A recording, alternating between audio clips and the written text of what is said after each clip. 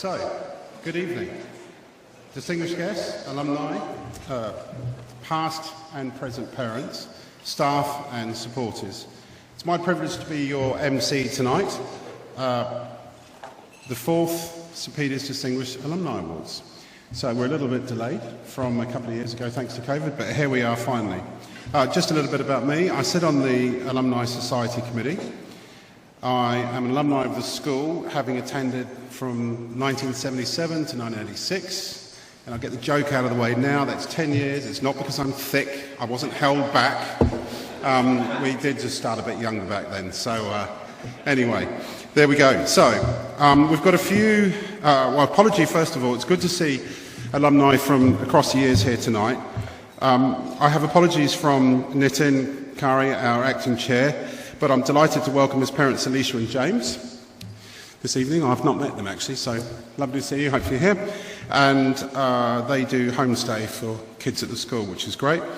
We've got lots of messages of congratulations, best wishes from those who've been with us in the past. Sunil and Lady Susan Robinson, Ken and Judy Chandler, Robert Cox, Bruce Moss, Peter Truscott, Roger and Cynthia Melville, Barry and Maureen Cook, John and Sally Coles, our former chair Philip Coles, who's currently atop a mountain in Nepal somewhere at the moment, Ross and Hannah Duda, and the Mowbray family, amongst others. So before getting underway, there's a couple of things which we might reflect. The first is, what does it mean to be an alumni of St Peter's? So I've just put down a few notes that I think it means, and hopefully that resonates with those of you who are here tonight. So the first thing, as a group, we punch above our weight. I've met many generations of people over the years, whether in medicine, sport, science, the arts, industry, or just life. We generally do really well. When we fall, we get up. We dust ourselves off and we get on with it. As a great mentor to me, Carlson knows this man well, the former First 15 coach, school chaplain, one of the toughest men I ever met in my life, Marku Potai, used to say, failure is not falling down, it's staying down. And I think that resonates very well with people from our school. We're generally good folk. I'm sure there's a few scallywags amongst us over the years, but on the whole, most people I've met are pretty nice folk. And well-rounded, feet on the ground, resilient, good eggs, as we like to say. There's a common theme, and I think that's pride to be at a St Peter's alumni. It means something. It means something to us, and it means something to those we interact with. Of course, that's the first bit of it, all about us. But what about how we get to become an alumni? How are we shaped? Starts with the parents. There are many of you here tonight. They make the sacrifice to send us to this school, this wonderful place. And often grandparents are involved. And as a parent myself now, I am absolutely delighted when the school bill arrives and I put my hand in my pocket to pay the fees. So, and I'm sure you all feel the same. But who do we put our little darlings in the hands of? The staff of St Peter's. Teachers, deans, ground staff, drivers, kitchen staff. There are so many different people who work in the school, all with the common purpose of creating the best environment for our children to learn and leave as best equipped as they can to go on and succeed in life. We lost two good ones this year, former staff and very special women. Grace Thornton, some of you will remember Grace, and Rose Todd, who worked in the kitchen for 47 years. Wonderful, wonderful people. They touched the lives of many over several decades as part of the St Peter's community. So rest in peace, Grace and Rose. For most of us, though, it is the teachers who really make the difference. Anyone who has heard the passion and heart that Julie exudes when speaking of her role with the pupils will know just how much it means. And she's not alone. Right across her team and many staff over many years, the theme is consistent. Ask any pupil and they will let you know who changed their lives. Special shout out to Patricia Steele, who's here tonight. I've had many best wishes for you from alumni. For me, the list is endless. MCH, Fitzy, Francis Swears, to name but a few. But most of all, the Brocks. Mike, God rest his soul. The looks he used to give me sometimes when I'd messed up, you know the ones. Really, Wyborn? But over time, they came less and less and turned to pride as I finished my time in the school, and I shall forever be in his and his wonderful wife, Lynn's debt. Lynn, I know you're here, so thank you again. So, on behalf of the alumni, I'd like to thank you, staff, and thank you all for being part of making us who we are. So let's talk about the distinguished lot. You're all looking very distinguished tonight, so we should all get an award for that. My daughter said I'd look more distinguished if I could fit into my skinny DJ, not my fat one, but she's not at school yet. So it's a hard call. You know, we produce a lot of very successful people. Looking around the room here, I can see a lot of you tonight. Olympians, sporting champions, entrepreneurs, scientists, philanthropists, artists, people who just stand up in the community. A Distinguished Alumni Award is a way of recognising alumni that have achieved excellence in their professional lives, while simultaneously showcasing great role models to whom current students can apply to emulate. It's an endorsement of excellence in our alumni community, within the spirit of the school's ethos of education, of mind, body and spirit. And the award seeks to recognise those alumni whose achievements epitomise this goal. They're made on an annual basis to recognise the alumni for a series of achievements of note in the fields of business, social, cultural, sporting, or environmental well-being of the community, or a career of exceptional national or international accomplishment. You might have told I didn't write that, but I've sort of read that off the script. So we've got categories for under 35 and over. Selection was made after nominations to the Alumni Office and a panel of judges. We've got some excellent and well-deserved recipients tonight, and I join you in looking forward to hearing all about them. But now I would like to welcome Carlson Wirihana to lead us with a mihi.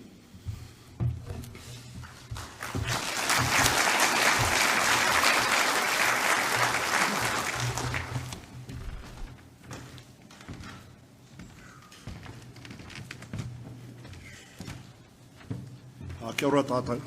Hoi anō tērā koe, David, e whakamāra me au, ko ai tēnei o tātou nei kaupapa. Tērā koe. Before I start, I'm going to open these proceedings with a prayer. Could we all please bow our heads? Those of us who know the prayer to our Lord, join with me. Those of us who don't, just go with us with regards to our prayer. Hoi anō, mihi noi tātou.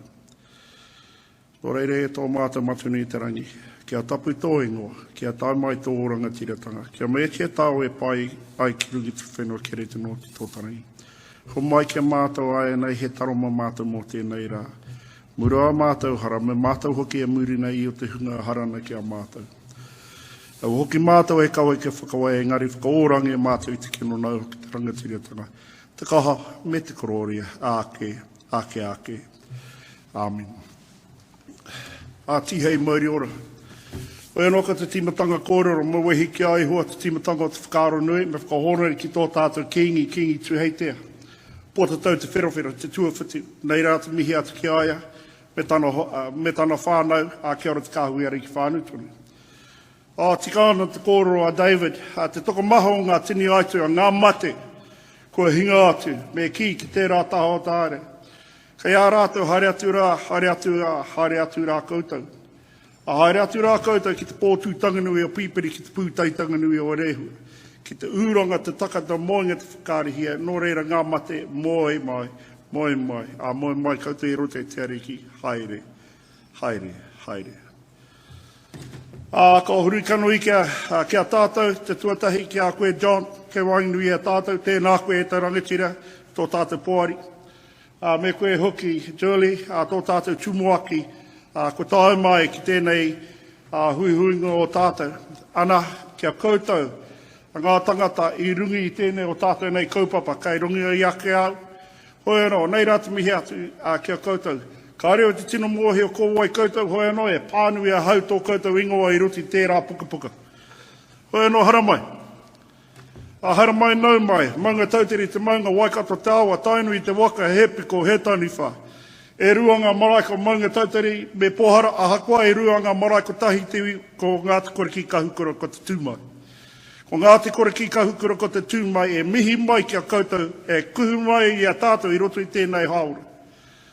Hoi anō tēnā koutou, tēnā koutou, a hara mai, nau mai, whakatau mai koutou. Tēnā tātou katoa. For those of us who aren't part of the school, our teachers, we've been learning our waiata. So I'm going to ask all of our teachers to stand and to support me in the waiata tautoko. He honore. I got to get the tune right or they'll tell me off.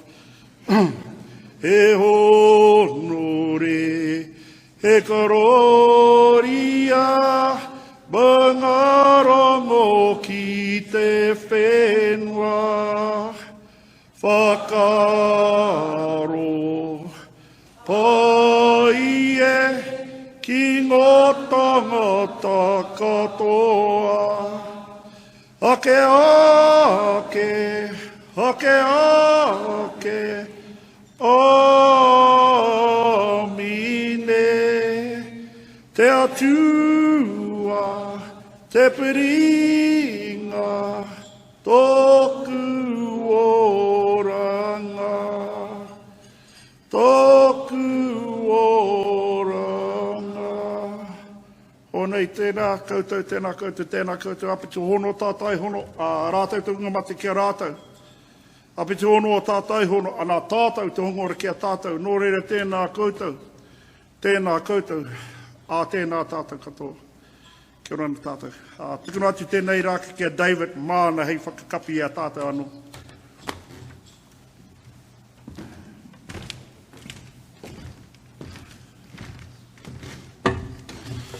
Thank you, Carlson, and thank you, staff. That was pretty cool. I'd now like to invite Julie Small, Campus Principal, to speak.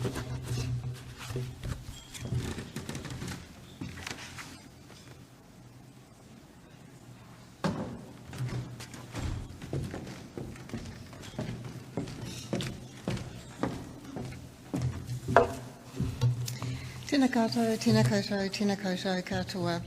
As Campus Principal, I would like to warmly welcome you here this evening. This event has been a while coming due to COVID getting in the way and the experience that we've all had. A special welcome to our distinguished award recipients and their families and friends, some who have travelled from afar for tonight's event. We're particularly fortunate to have Sunil Kadri here from his home in Chile. Sunil was able to speak recently when he was in New Zealand at school. He came to one of our whole school assembly student leadership events, and it was great because students could hear from an alumni just the journey that he has had and the difference that he's made in the world. It always has a greater impact on students when they hear from alumni through their own stories in their lives. Our previous Distinguished Award winner, Camille Buscombe, is also with us this evening. Welcome. Up until a few days ago, we'd actually expected to welcome back a previous recipient, Peter Otway, but unfortunately he recently had a bike accident. He is recovering well, you'll be pleased to know. At 86 years old, he's doing pretty well yet to be on a bike, I would say. He sends his best wishes to us for this evening. I would also like to acknowledge Mitchell Bragg, an alumni, and his wife Margaret. They flew in this morning from Waimati to join us tonight. Mitchell's aunt Linda Bragg made a bequest to St Peter's, which continues to make a significant difference to many students today at school. We're very grateful for that. Also like to welcome special guests Mike Montgomery representing the Waipa Mayor Susan O'Regan. I understand that it's an intent of the council to get around to every single event, so they sometimes share these kinds of events. Joining us as well this evening are key former staff, Lynn Brock, Patricia Steele and Sue Wrigley. Welcome to this evening. Welcome to our staff and members of our wider school community. It's great to see you here. Alumni are a special thread of the rich fabric of our St Peter's community. Many of you here tonight have contributed significantly to St Peter's. Thank you. I always invite our graduates to come back and share their stories with us, and this year we've already had a few alumni join us for various assemblies and special occasions at school. We look forward to this becoming our way of doing things going forward at St Peter's. We're also delighted to have our current students here, girls from our Musical Theatre Academy, who will perform for us later, and also Jeremy Cutler, one of our house directors, and his team of Riddick boys who welcomed you here this evening up in the foyer. Welcome. Look, I hope you all have a wonderful evening, and I'll pass back to David. Thank you very much.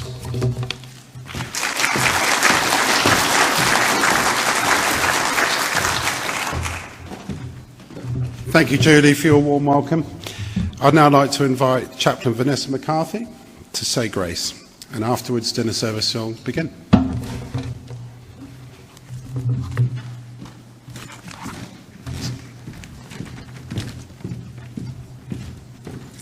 It's my privilege to say grace tonight as we begin our meal together. As part of my prayer tonight, I'd like us to remember those alumni who are not able to be here tonight due to illness and those who have passed on. I'd like to pray for their families tonight. So would you please bow your heads with me. Heavenly Father, we thank you for this community, strongly connected through St Peter's School. Thank you, Lord, for those who we are celebrating tonight. We bring before you those who are unable to be with us due to illness, and we ask that your hand of healing and comfort would be over them. We pray for those families who have lost loved ones.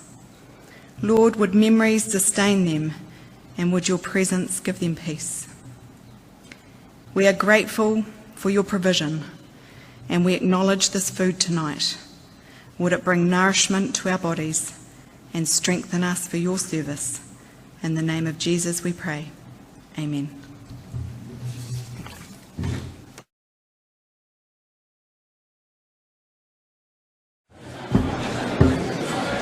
Well, everybody, I hope you're enjoying this lovely food and the service from all the St Peter's kids.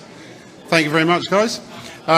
So, our next item on the for our evening is we have Musical Theatre Academy students.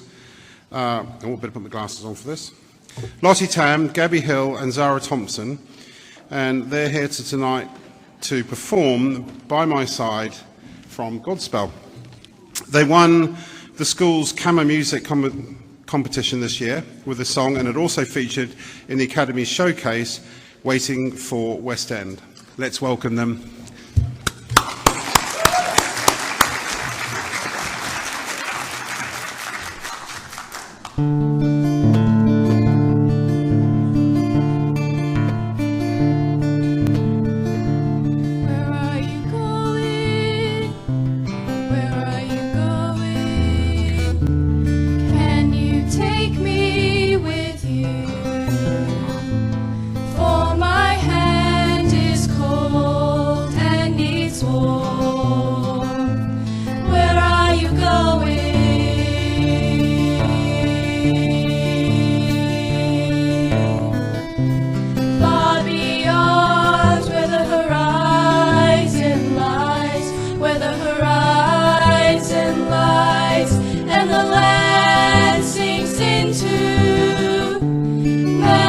Blue, so please take me with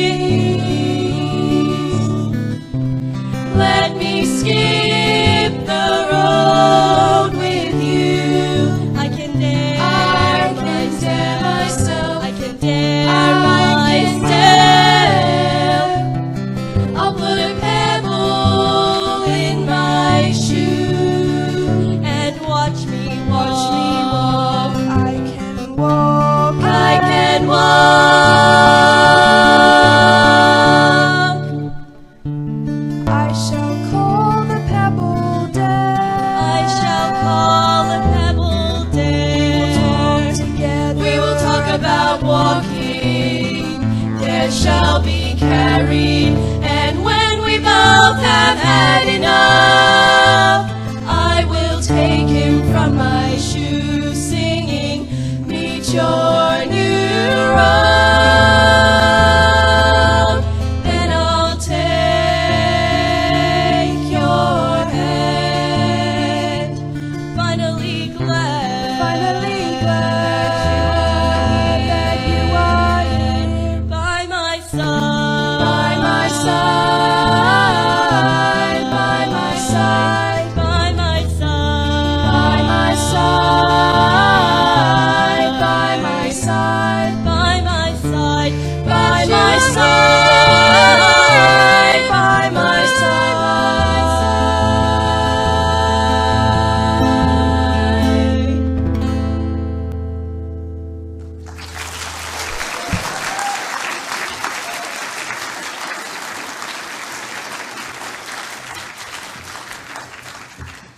Well, that was pretty impressive. Well done. Thank you very much. So, we're getting to the good bit of the evening. Things get a bit tasty. Hopefully everyone had a few drinks so I can start being a bit racier with the jokes. I'm only joking, don't worry. Let's talk about the Distinguished Alumni Awards. Our recipients will again this year receive glass owl trophies crafted by sculptural glass artist Di Tocker in her Cambridge studio. We're pleased to have Di and her husband Mike with us tonight. Thank you, welcome to be here. Our first presenter will need no introduction to most of you. As a long-standing staff member and current deputy principal, this year we were also pleased he became patron of the Alumni Association. Please welcome to the stage Brenton Joubert. Thank you, Dave, and thanks to the musicians as well. I think those of you in education will know that's why we do what we do. And of course, great to see the evidence of talent in our students, but always so special to see what past students and alumni have gone on to do. And it's my privilege tonight, absolutely delighted, to present a St. Peter's Distinguished Alumni Award to Ray McKimm.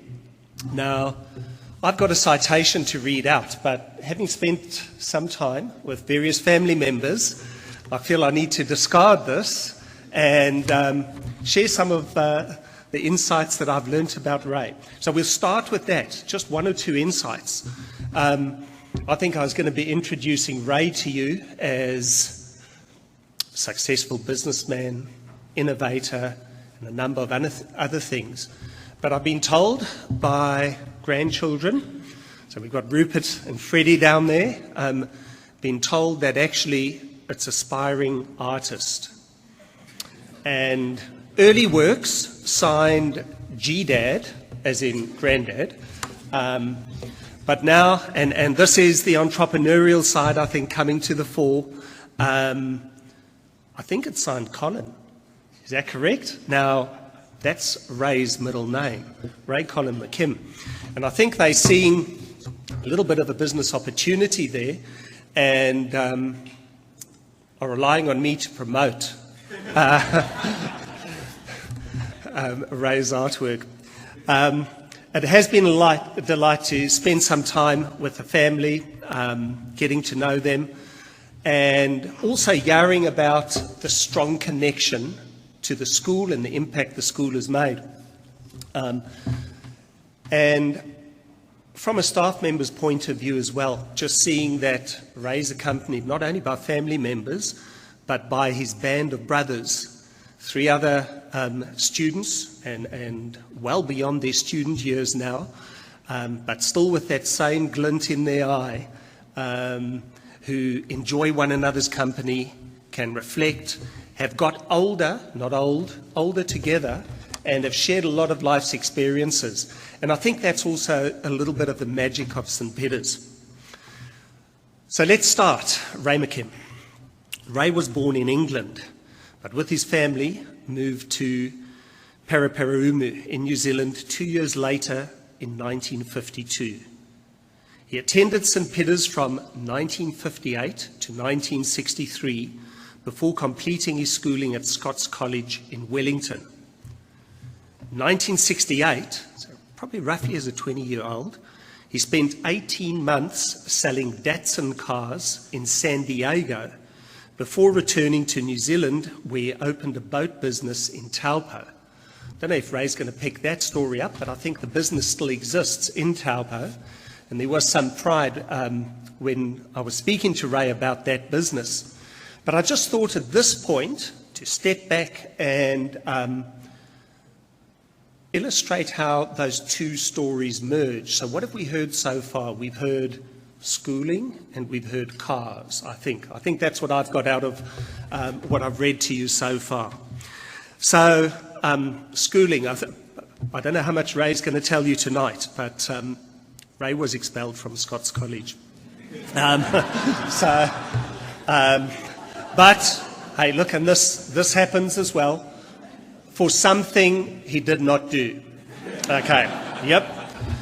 Although he does admit it's the type of thing he has done, was likely to do, and had previously done. So, you know, yeah. So, but anyway, expelled and just feeling that sense of injustice again, particularly acute in young people, that sense of justice. As a way of getting back at the principal without actually harming him, he thought it a good idea to put the principal's Humber Snipe, and for younger people in the audience, I think that's a car, okay, the Humber Snipe on the market at a really low price and inviting people to view it. And I think he was caught out when over 300 people turned up to the viewing at Scots College. So, definitely a salesman. Now, I think the legacy of Ray will be through the business Big Save Furniture. So Ray opened his first Big Save Furniture store in Karapiro in October 1973, aged 22. So this was in response to him on the market, looking out for a lounge suite and finding that he had to pay 50% deposit up front for a furniture suite that would arrive a little over 2 years later. So he saw a massive opportunity there. To support the business, he began manufacturing furniture exclusively sold in Big Save retail stores, which were growing throughout New Zealand. A trip to Malaysia in 1988 led to the development of new styles. The family business of Big Save Furniture is now New Zealand's largest furniture and bed retailer. So, not only a salesman, but a problem solver and innovator. And then, and a bit of the conversation came up at the table as well. According to Ray, business has two parts. And I don't know if that'll come through in terms of what Ray says, but this material, some of it was published a while ago, and he sees business as science and art, and perhaps the aspiring artist coming to the fore again. Despite Big Save's science and art, and we've had the privilege of sitting with Alison as well, there is a quote, and hopefully this is not a misquote, Ray: without wife Alison, the wheels would have truly fallen off the business. I'll sell you anything at any stage, but she'll make sure the money's in the bank and we can afford to buy the next lot. So operations moved to Napier in 2006, and Ray began to develop the Ahuriri Business Hub. Ray promotes Napier as a natural logistics centre, and the family are well connected, and grandchildren at the various schools, Lindisfarne, Herraworth, and we've, as at St Peter's, have strong connections with those schools, and Iona College as well. In 2008, his business leadership, innovation and service to the community was recognised as an inaugural member of the Kapiti Coast Business Awards Hall of Fame. He continues his community contribution, including on the board of the Hawke's Bay Wine Auction Group, raising money for Cranford Hospice, of which he is a foundation trustee. Ray, on behalf of the St Peter's alumni community, please accept this award.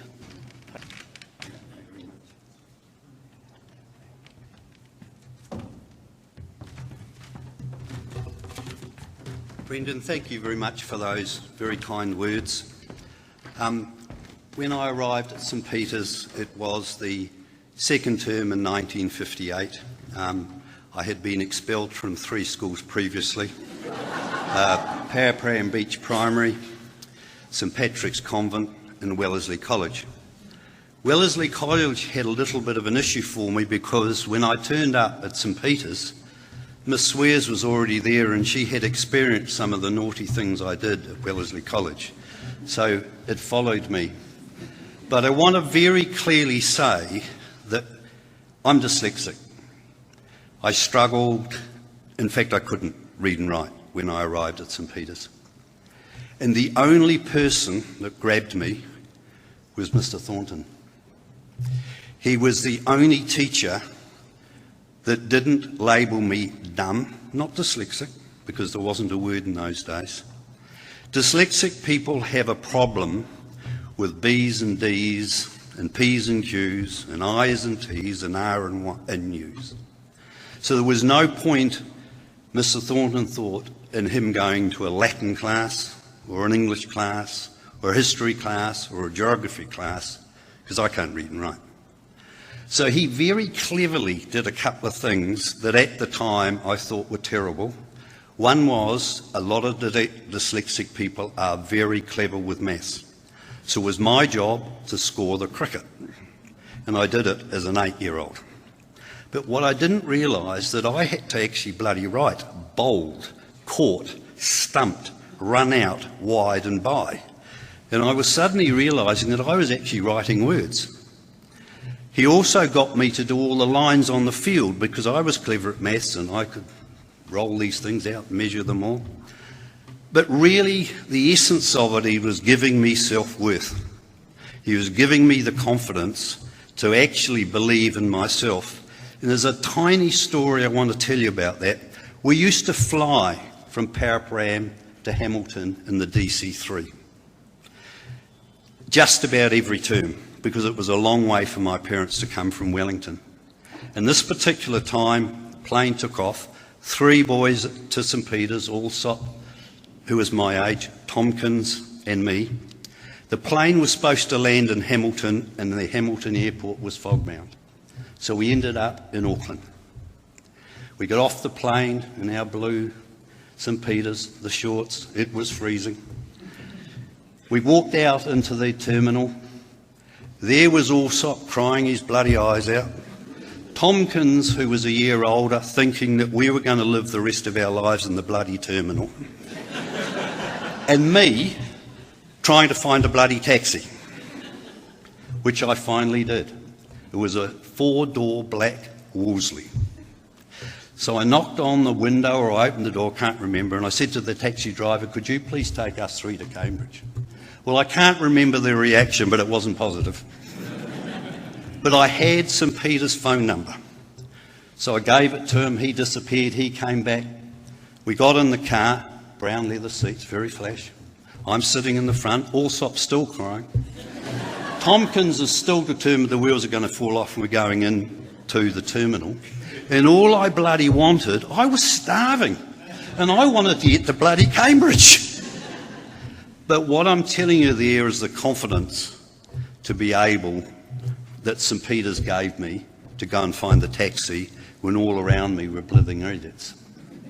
But I really want to thank the second group of people, which is my family. Alison and I started Big Safe Furniture in 1973 together. She was 19. You'll always say she was nearly 20. I was 23. The furniture industry was a cartel. There were 5 families who had over a 20-year period intermarried. They controlled the industry, they controlled the pricing structure, and they controlled the supply. We opened in Karapiro because it was the only place in New Zealand that traded on a Saturday late night trading. And I can tell you the Big Safe Furniture store during the winter was bloody freezing and we had no customers. But for the first 3 years we had absolute hell. We had trucks sabotaged, buildings sabotaged, paint chucked over buildings, but the two worst things is we had supply stopped. I fixed that problem by opening our own furniture factory that became the biggest furniture factory in New Zealand. In its heyday, it had nearly 200 staff and was making over 100 lounge suites. The second bigger problem was bloody rail. You couldn't move furniture by road. It was illegal. And if you really wanted to get up our nostrils, our competitors would get up in the night knowing it was going to rain, undo the rail carriage doors and the tarpaulins, and everything got wet. But I knew that if these people were prepared to get up at 2 o'clock in the morning and open my bloody carriage doors up, we were never going to stop. And I was going to bury these bastards. It was the last thing I ever did. And we did. So by 1994, Big Save became the biggest furniture retailer in New Zealand, and it hasn't stopped.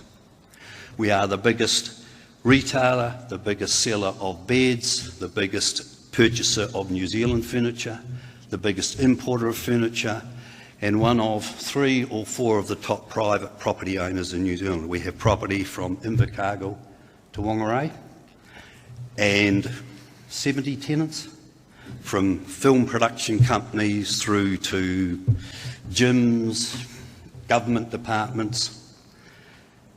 And so I'm incredibly proud, and the most proudest thing that's happened to me in the last 10, 12 years is my family have taken that business over. My daughter Lily, my son-in-law Craig, and my son Tom, they're all here tonight. And they've taken that business to a new direction, a change. But the greatest thing that Big Save is doing right now is sustainability. We are a world leader in sustainability furniture. There was a building in London called the Greenfield Building, which burnt down in 2015. 72 people died in that building, and most of it was attributed to plastosis, which is given out by plastic that's in furniture and furnishings. So we have made it our mission to get involved in recycled plastic out of the Maldives, which is now the biggest selling bed in New Zealand. But our big push is wool. That is the thing we're passionate about. It's the only product in the world that has natural abilities to repel flame in furniture. We are spending a huge amount of money on farms, a huge amount of money on the machinery to make that wool. We will, in 2 to 3 years' time, have an alternative to pink bats. It's a massive undertaking. The wool is now going back into the old wool stores in Napier, and the farmers who are producing crossbred wool can breathe easy because they're going to be rewarded for their hard labour. And we are passionate about putting furniture into people's homes that is eco-friendly and safe.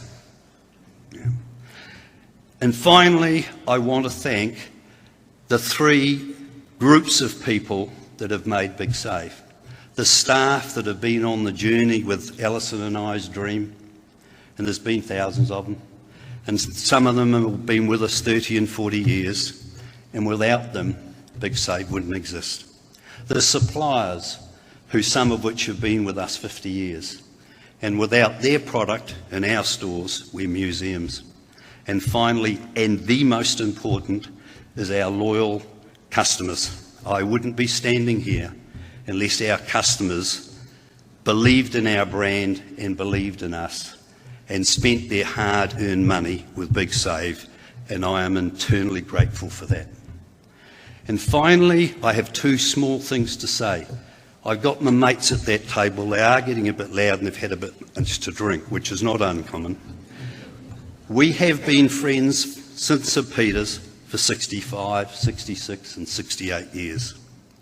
When I started at St Peter's, I was in a school with 62 pupils in a class of 9. I think, Michael, when we finally left, there was 130. Michael was the head boy, and a good head boy.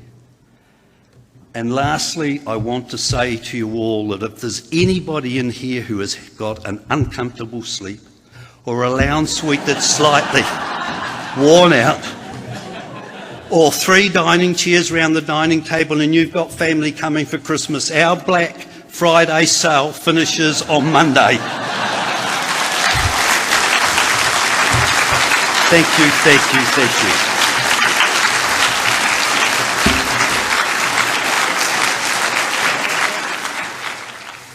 Brenton, thank you for your wonderful words as ever. Our second presenter is a treasured alumni of the school as well, and also staff member.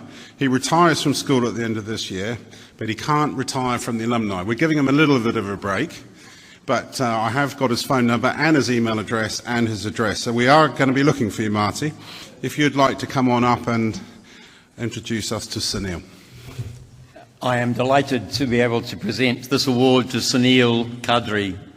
It's a miracle, actually, that Sunil's here at all. The last 48 hours have been absolutely difficult for him to try and get from Australia with cancelled flights, etc., sending him to the wrong part of New Zealand, but eventually he got here sort of somewhat late this afternoon, so it's fantastic to have you with us tonight.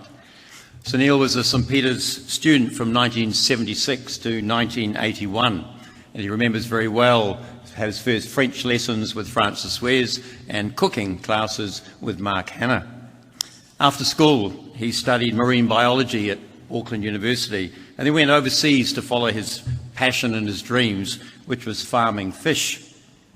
He soon discovered the industry faced many challenges and returned to study in order to try and better understand and manage these.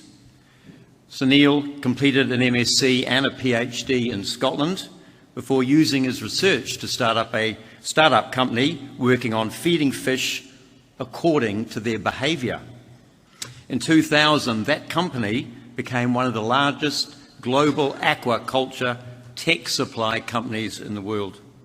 He then joined an American biotech startup and a Norwegian multinational company, and in 2008 was appointed director. He later joined another startup working on fish feeding, this time using AI and machine learning technology to link up with the natural fish behaviour. And earlier this year, Sunil sold his shrimp feeding system company to a large multinational aquaculture feed supplier. Sunil is a world leader and continues to be involved in teaching and research activities which focuses on improving the understanding of fish behaviour and the welfare in an increasingly technological aquaculture sector. As Professor Werner of the University of Chile says, Dr. Kadri, aquaculture credentials are impeccable. He understands both academia and the industry better than most. Hollywood also had a go at representing Aquaman to the world in the impressive shape of Jason Momoa. Certainly that probably takes the body part of body, mind and spirit, but overall I think we've got the real deal with us here tonight, the very own aquaculture man, one who actually will make a difference to improve both the quality and quantity of one of Earth's vital resources. We're also hoping that Sunil will be able to use his vast knowledge and biotech capabilities on fish behaviour and cross-reference it to teenage behaviour, and in due course, that St Peter's will be truly grateful for. Today, your expertise in bringing great value locally. Sunil has been engaged with the Te Arawa Fishing Trust in a strategic advisor role on a new aquaculture project here in New Zealand. We do welcome Dr. Sunil Kadri back to the St Peter's Shoal this evening and invite him to share a few memories of his journey and those currents ahead that he plans to navigate. Sunil, for now, the airways are yours, and on behalf of the St Peter's alumni, please accept this award.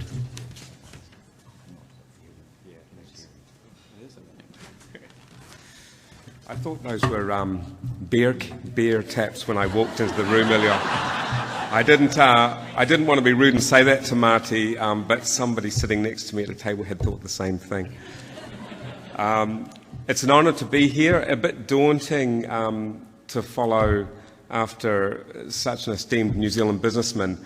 I as you heard in the profile there, I do a lot of startups, but not much finishing. I'm clearly there's a lot of management involved in running something like Big Save, and the moment management processes start to dominate, I know it's time for me to move on. I learned that quite early with the first startup, so it's just good to know your place. But there's been a lot of luck, being in the right place at the right time, meeting the right people, and passion, obviously, the two things together.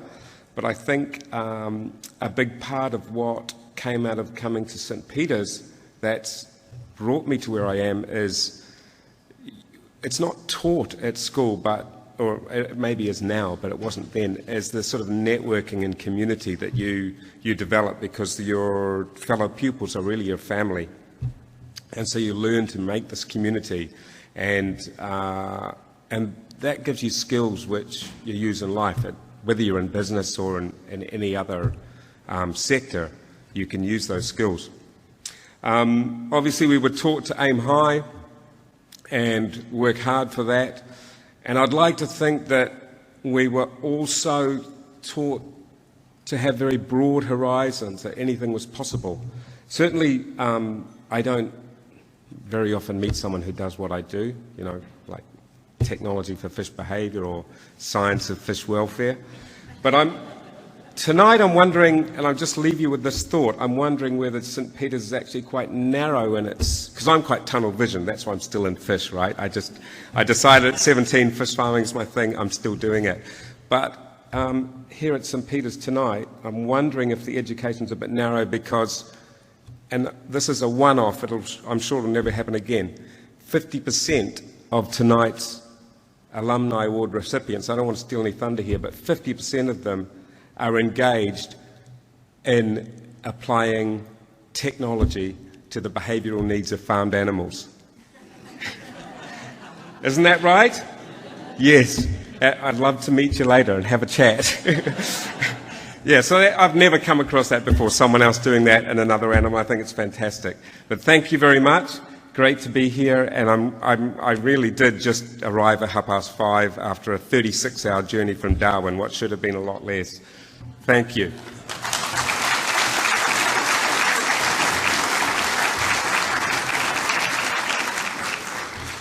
Okay, so next, Jonathan Sharrock is a member of the Alumni Committee, and it is apt to have him present an award in the tech innovation field. John's the founder of a very successful cybersecurity business. As part of his presentation, we will play a TV clip which tells the story of Halter. Keep an eye out for another chap in the clip who we are pleased to have with us this evening. Life has changed massively. We've always loved farming, but we didn't have solutions for the challenges that were carrying on coming at us. Pete Morgan runs a 260-hectare farm in South Waikato. For years he did things the old-fashioned way, until he found out there might be a way to do farming better. It'd be 4 years ago.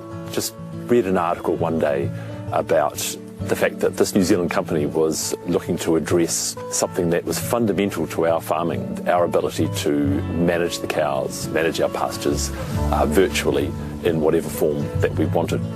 That company was started by this man, Craig Piggott. Personally, it's my childhood, and I'm very fond of the industry, but B, agriculture covers 40% of our land mass. It's critical to New Zealand, it's critical to our growing population. The simple answer is we have to do more with less. Growing up on a dairy farm, he saw the problems firsthand, mainly that farmers were doing back-breaking work that could be done digitally. So he left his engineering job at Rocket Lab in 2016 and started Halter. So when you think of Halter, there's really two parts of it that you see. There's a collar for a cow, and then there's an app. So the collar goes on a cow, on an individual cow, and that monitors and trains animals. And then the app a farmer uses to manage really everything about their farm. The collars use sound and vibration to train and guide cows around the farm and monitor their health 24/7. Traditionally, for me to know that a cow is unwell, it is completely on my observation. It's a huge ask for staff to spend more time with our cows. The data that Halter has enables us to get a read on any issues our cows are having, so we're able to intervene at the earliest possible moment to sort the problem out. It can even tell the cows where they need to be. No need for fences. It's made real change for Pete, his staff and his animals. It was crazy how fast the cows adapted to Halter. Within a day or two, they had it completely sussed because it was so intuitive for them to be quietly told 24 hours a day where they needed to be and what they needed to do, rather than me screaming into the paddock. It sounds like a dream scenario, but it took Craig a while to get where he is now. My parents' farm was and is the original kind of research and test farm that we spent a lot of our time out there in the Waikato developing this and working with animals and them. And so they've always been supportive, and I think it's probably grown a little bit beyond what they thought initially. Today he runs a team of 130 people in Auckland, has raised millions from investors and continues to expand across the country. He's even been named a Forbes 30 under 30 leader. But it's the little things that make him the proudest. When you first see it in the wild, when you come across people using Halter, or you see Halter on farms that you didn't know about, yeah, lots of moments. We've never been more excited about the future for our farming industry. Okay, I'd like to ask Jonathan up to introduce. It is my pleasure this evening to present the St Peter's School Distinguished Alumni Award to Craig Piggott. Craig's involvement in the dairy industry began on his family's Waikato farm. He attended St Peter's from 2006 to 2012 and went on to study mechanical engineering at the University of Auckland. After graduating in 2016, he worked for satellite launch company Rocket Lab. It was here he witnessed technology revolutionising an industry, and it led to a desire to develop and implement technological change to the dairy industry. Since its launch in 2016, Halter has received recognition and investment from New Zealand and American venture capitalists and won a number of innovation and tech awards. Craig himself was a finalist for the 2018 New Zealand High Tech Young Achiever Award and the EY Entrepreneur of the Year Award. And in 2020, he won the New Zealand High Tech Young Achiever Award. Craig, on behalf of St Peter's alumni community, please accept this award.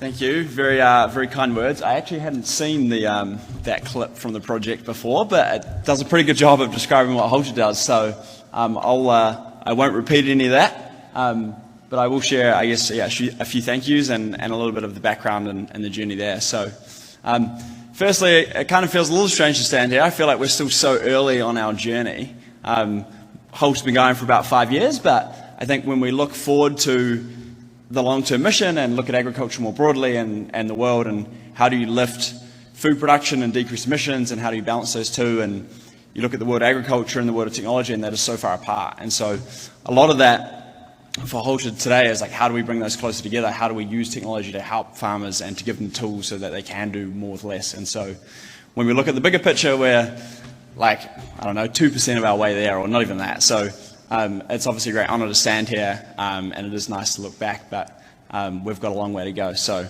a lot of that's very exciting. And then secondly, like, Halter is where it is today because of the team. I think that's at 130, it's 150 or 60 odd now, and it's growing, and it's, I get to stand here and talk about it, and at one point it was just me, but like, really, Halter on day one looked very different to Halter today, and even the mission today, and that's due to the team and like all the hard work and the evenings and the weekends that they put in. So that's the overview. If I wind the clock all the way back to school and my time at St Peter's, I was definitely a pretty average student.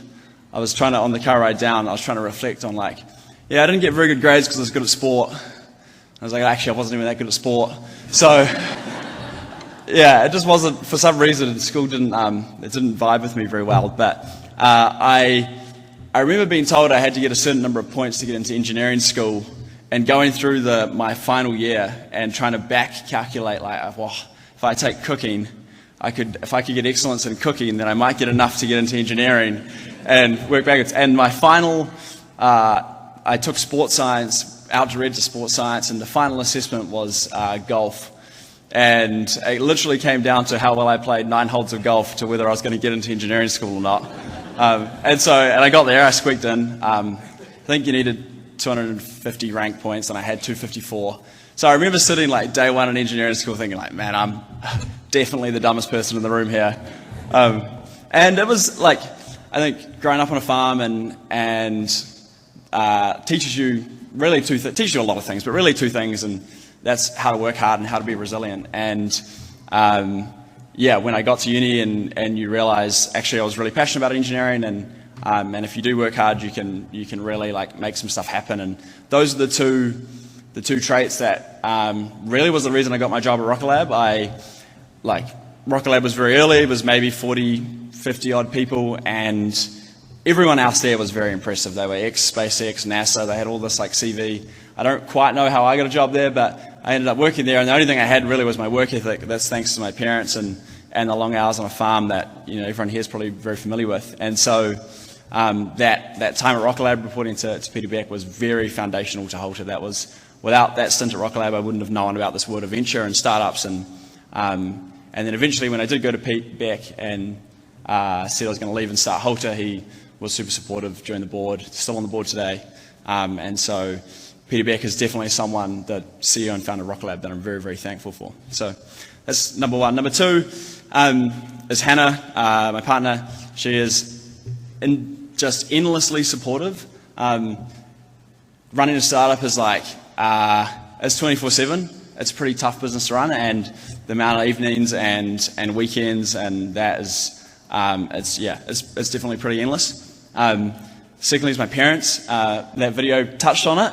My parents' farm was the first farm, and we didn't really know what we were going to do initially. We just knew that we wanted to make change in the industry. And so I remember one of our first hires, I literally gave, his name was Chris, and I gave him my parents' address, and I said, like, drive here, and there'll be a guy called Malcolm, and tell him that you know Craig and that you're going to set up an office on the farm. And he literally drove down, and we set up offices, and we hired a team, and we started just running research on my parents' farm. And I think at the time they were a little bit, probably just stoked actually to see me a bit more. Didn't care at all about what we were doing, but and then eventually it was growing, and we were buying and selling cows and pulling out fences, and it was for 3 or 4 years probably a state of chaos on that farm, and they were very supportive. And so and then through to today, I've already mentioned the team, but I'd also want to mention, I guess, our farmers. We've got hundreds of farms around, Halter farms around New Zealand now. Pete and Anne are in the room. You would have seen Pete on the video before. Pete has been with Halter as a customer and more than a customer actually, but I speak like you're a team member, since right at the beginning. And our team actually internally says these 2 Petes that have had a massive influence on Halter, and that's Pete Beck from Rocket Lab and Pete Morgan, and it's very, very true. So that both Pete and Anne have been really foundational to Halter. And then our farm, obviously St. Peter's Farm, is a customer as well, came on early, which was super cool to see. Maybe we're recouping some of those private school fees somewhere. And so, but that's obviously 2 of the many Halter farmers that have been really critical to Halter's journey. And then lastly, just to the school and my time there, it's hard to argue with the education that St. Peter's gives you. Amazing school, the connections, the friends, the everything, and the people that have put this award on, and the other people that have won awards tonight. You're sitting there, it's just so inspiring hearing the stories and seeing what they've achieved. So I hope one day to be able to do what those people have done. So yeah, thank you. So, thank you, Craig. What a wonderful story. I thought that illustrated best what we're really hoping to make the whole alumni community all about, and that's community. And to hear about parents and wives and supporters and past teachers, and that is hopefully something we really, really want to nurture. And you'll hear about that later in the evening. But we would like to have something here for Hannah. Rosalie and Malcolm, if you'd like to come up. In case you're wondering, it was Pete Morgan, who was the former St Peter's basketball coach, who was in the video. That was the reference. So, for our last award, I'd like to introduce our final presenter, Julia Foxley. Julia was this year appointed as the alumni representative to the School Trust Board.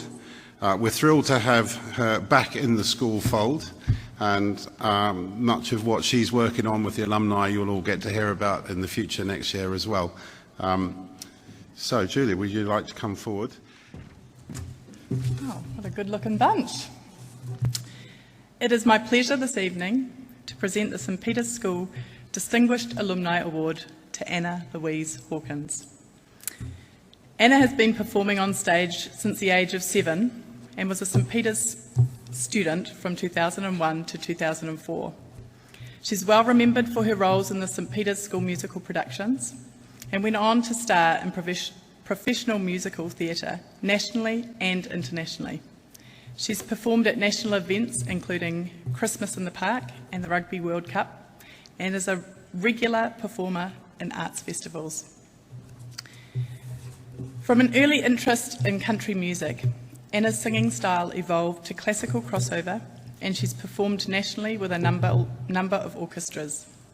She began writing songs in her 20s, and her music shows a country influence but uses her classical technique and range. Anna has collaborated with international musicians and released several successful albums. Her album Journey On reached 6 in the New Zealand album charts, and Divine spent 5 weeks in the charts. She has a musical video filmed in Israel, which has had more than 1 million views on YouTube. Last year, Anna won the vocal performance category of Unsigned Onlys, which is a global music competition.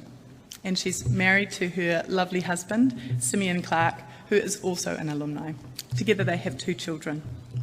It's been an absolute pleasure to meet you and get to know your family and your school friends. How lovely that they could make it.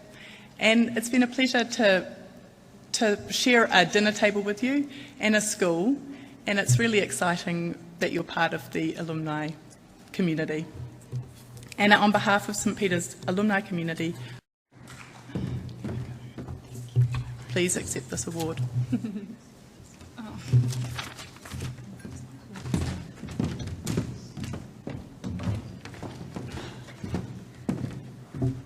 Wow, thank you so much. I'm lucky last. Well, to be honest, when I was initially contacted about receiving an award tonight, I actually felt a little bit funny about it. I almost, to the point that I almost wanted to decline. I didn't feel like my level of success kind of even deserved recognition, and particularly when I stand here and hear stories from, the other recipients tonight. What you guys have done is just incredible. But then I stopped, and I felt kind of convicted because of advice that I've given to others. And that advice was telling them to celebrate your successes, right? And your victories, big and small, along the way. And as I think you can guess, this has not always come naturally to me. I can be my own worst critic.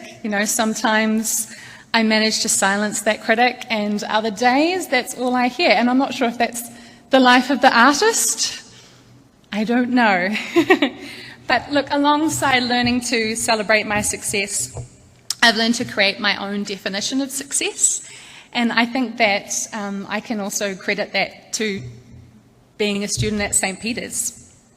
And I've learned that my definition of success needs to be fluid, because success looks different in different seasons of my life.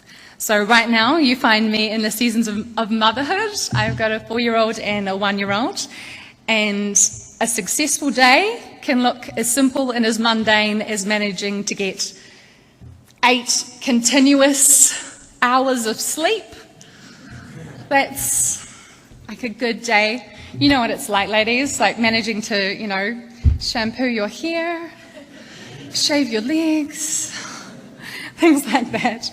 No, but look, I really am, all that to say, I really am thankful, very thankful to be here tonight. and to be honoured for my pursuits in music. I'm incredibly grateful for my time at St. Peter's. I feel like this school gave me many opportunities to develop my talents and find enjoyment in the arts. I actually transferred from another school out of my third form year. So, Mum and Dad, thank you very much for that. I remember arriving at the school and sort of thinking to myself, oh my gosh, you mean I can excel and somebody's not going to cut me down? That's what it felt like. I remember there didn't seem to be a tall puppy syndrome. It was like, it was encouraged, you know, guys, go out there, excel, get involved in everything, you know, be excellent, it's okay, shine your light, it's okay. So I really do want to thank St. Peter's for that opportunity to shine my light. And I also want to thank them for instilling in me a desire to pursue excellence in all I do. I really feel like that was a big value that St. Peter's had a part in playing to instill in my life, and also it laid a foundation to have a really good work ethic, and I think that these values have set me up well in life and also in my musical career. And alongside that, I would also add perseverance. I found that to be incredibly important in the arts. I think you really need to be resilient. You know, it's up and down and ebbs and flows. And lastly, I'd like to say that I think a lot of being at St. Peter's was, you know, it's faith-based, and I approach what I do as a way to serve others first and foremost, and to be faithful to the gifts God has given me. And I think that we all really need each other in this world.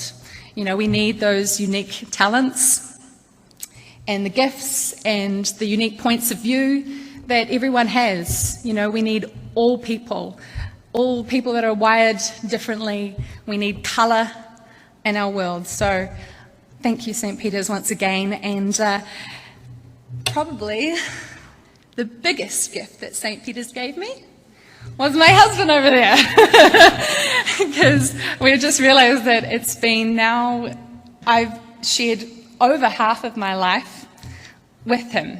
So then without him, we met when we were like 14, started going out when we were 17, and we've been married for 11 years, so thank you. You've set me up for life, well and truly. Well, in light of celebrating successes, I'm going to now take stock of some memorable wins in my life, in my music career, with a performance of a couple of songs. So, yeah.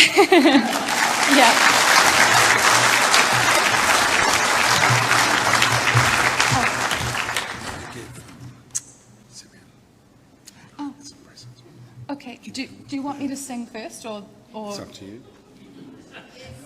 Sing first. Sing first? Yeah, we'll sing first. Okay.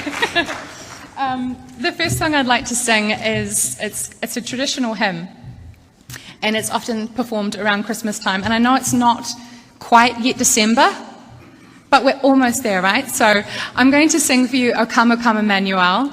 And I've chosen this song because this is the music video that I filmed in Israel. And it's a huge highlight for me. I ended up being in Israel to record a song in Hebrew for my second album called Divine. And while we were there, I also met a videographer. And we got to talking, and next thing you know, we're making plans to create this elaborate music video together.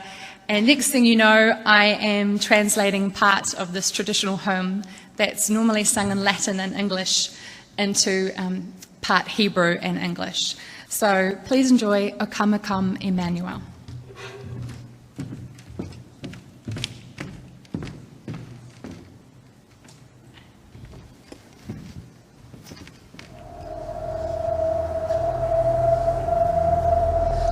O come, Emmanuel,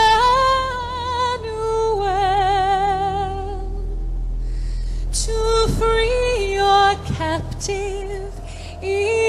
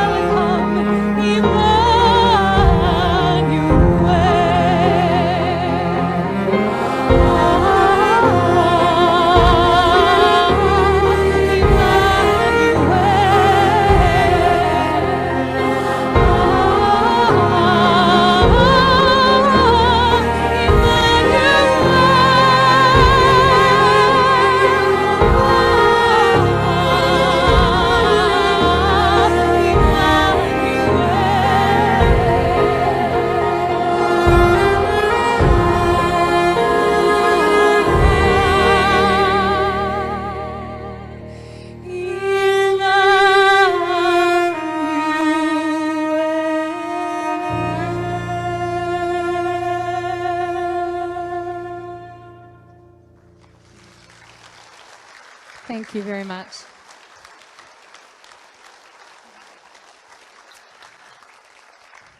Thank you. I have just one more song for you. That is, if you don't mind. It's another song that has a real significance for me because it's the first original that I ever put out into the world. And it's also the title track from my debut album, Journey On. So this album, I got the opportunity to go all the way over to Poland and work with some incredible producers and musicians there.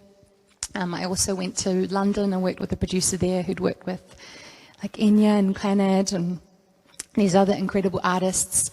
And I still remember being in Poland and we'd done, all the pre-production, which is, you basically you lay down all the tracks and you do the arrangement and you do demo vocals, and finally the day had come to record the live string orchestra, and we had a harp player and a percussionist, and so we're all set up there, and just to hear them actually playing not only covers of songs but my own original songs was a really incredible moment. So I wanted to finish the evening performing this original song of mine. I've gone on now to perform it live with orchestra. So as you'll see, I didn't bring an orchestra with me tonight. So you'll have to use your imaginations. But this is Journey On, and it's inspired by New Zealand's landscape, but also very much the theme of perseverance and listening to your inner voice, not the inner critic. Not that one, but the inner voice that calls you to keep going, to keep pursuing, and to keep rising above. So thank you once again.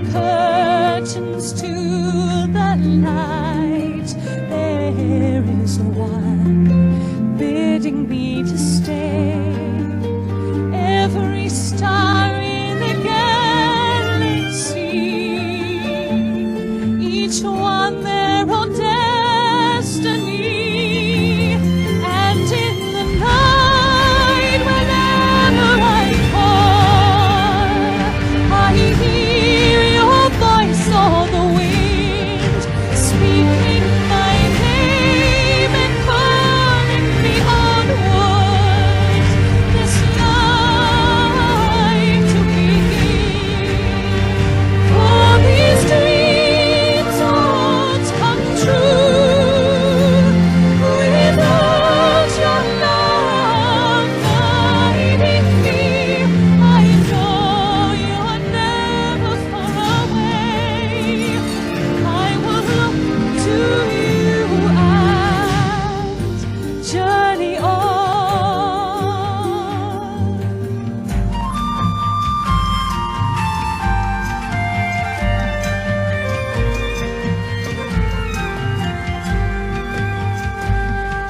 over fresh green mountains and deep valleys, rugged mountains onwards I go. I will not stop to look behind. My future lies in the unknown. In the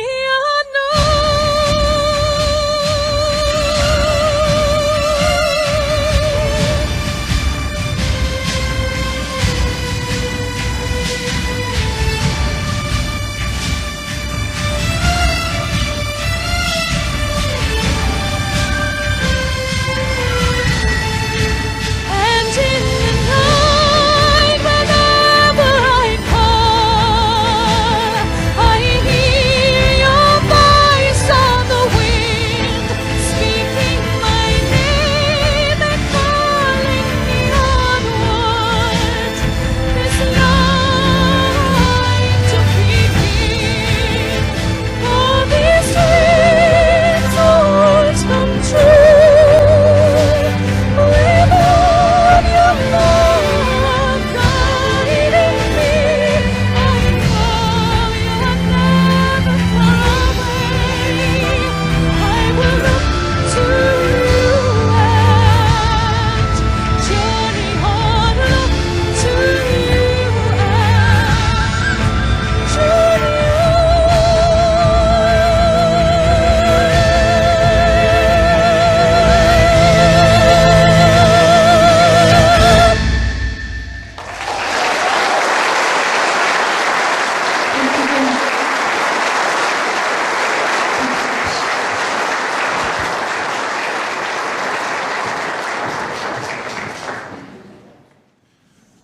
Thank you, Anna, for sharing your wonderful talent with us tonight. I think we'll give her another round of applause. That was something else.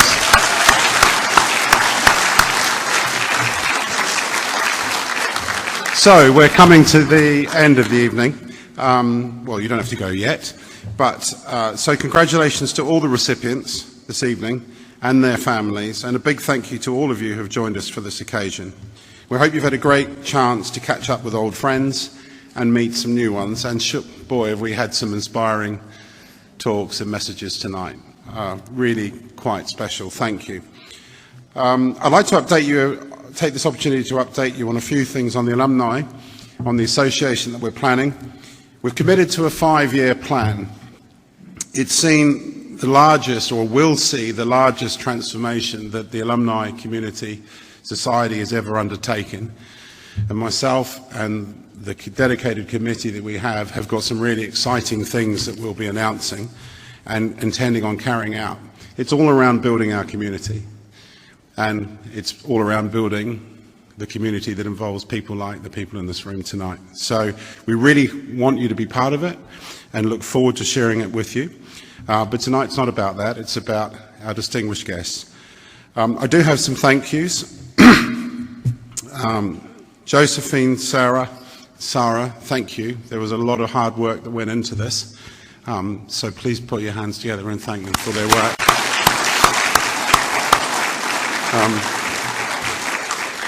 Also, there are, as mentioned earlier, there are a number of alumni unable to be here this evening for various reasons. We've got some cards at the back on the way out if you'd like to say hello and send your best wishes. We know they'll appreciate this. The next event we're looking to do, other than the local initiatives, we've invited any of you who are alumni who would like to have a reunion to come and see us, and we're happily to support events you're doing. But the next big event we're planning is an event in April next year where we will be holding an AGM, and we'd like to see the biggest turnout we can possibly get to hear what we're doing for you. So keep an eye on that. So I think that is it. This is the best alumni story I've heard. It involves two lawyers. Are there any lawyers in the room? No, good. Oh yes, Fiona. This wouldn't be someone like you. You can be the second. So the story goes something like this. There was a competition in America held, and the prize went to the senior litigator, the most successful litigator in this competition. And the award was given to somebody, and this is what happened. The gentleman concerned bought a box of Monte Cristo cigars, 30 of them, number ones, value about $100,000. He then proceeded to insure those cigars for, amongst other things, fire. You know where this story's going. There is a twist. Having insured the cigars, he was delighted to find that they accepted I shouldn't say challenge, but they accepted the policy. And he proceeded to smoke his Monte Cristo cigars over the next couple of months.